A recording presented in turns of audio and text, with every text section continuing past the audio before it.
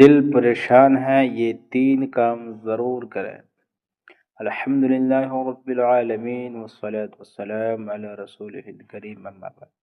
میرے محترم بھائیوں، اگر آج آپ کا دل پریشان ہے، ذہن میں فکر ہے، حالات مشکل ہیں، یا آپ کسی ایسی آزمائش سے گزر رہے ہیں جس کا حل نظر نہیں آ رہا، تو آج کی یہ بات دل سے سنیں۔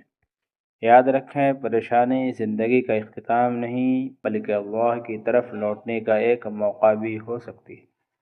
نماز کی طرف واپس آئیں۔ نمبر 1، جب دل پریشان ہو تو سب سے پہلے اپنے رب کے سامنے جھک جائیں۔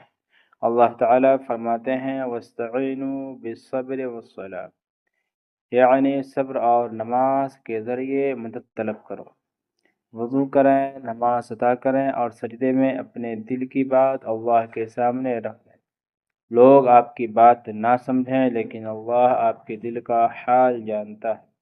نمبر 2، اللہ کا ذکر اور دعائیں کریں۔ اللہ تعالیٰ فرماتے ہیں الا بذکر اللہ تطمئن القلوب، خبردار اللہ کے ذکر ہی سے دلوں کو اطمینان حاصل ہوتا ہے۔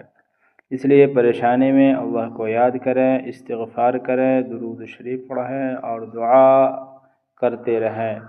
یہ نہ کہیں کہ میری دعا قبول نہیں ہوئی، بلکہ یقین رکھیں کہ اللہ سنتا ہے اور وہ بہتر جانتا ہے کہ کب اور کیا عطا کرنا ہے۔ نمبر 3، اللہ پر بھروسہ رکھیں۔ کبھی انسان کو لگتا ہے کہ ہر راستہ بند ہو گیا ہے، لیکن یاد رکھیں جس رب نے مشکل پیدا ہونے دی ہے وہی اس مشکل سے نکلنے کا راستہ بھی پیدا کر سکتا ہے۔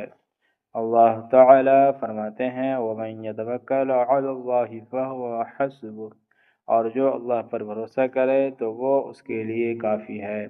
اس لیے کوشش بھی کریں، دعا بھی کریں، نماز بھی قائم کریں اور نتیجہ اللہ کے سپرد کر دیں۔ آخری بات میرے عزیزوں، اگر آج دل پریشان ہے تو مایوس نہ ہوں۔ آج سے 3 کام شروع کریں۔